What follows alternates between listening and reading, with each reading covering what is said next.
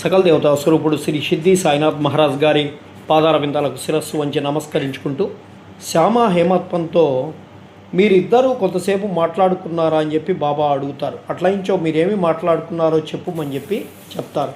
గంటల చప్పుడు, మధ్యల శబ్దము, పాటల ధ్వనిని లెక్కింపక హేమత్వంతు బాబాకు జరిగిందంతే చెప్పుటకు ఆతృత పడతాడు.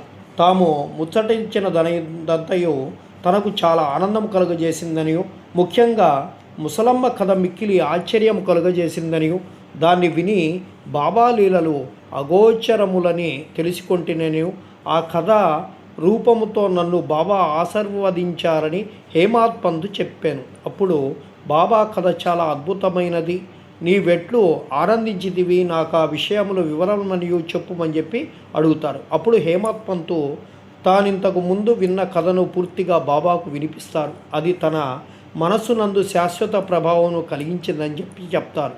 ఇది విని బాబా మిగుల సంతసిస్తాడు.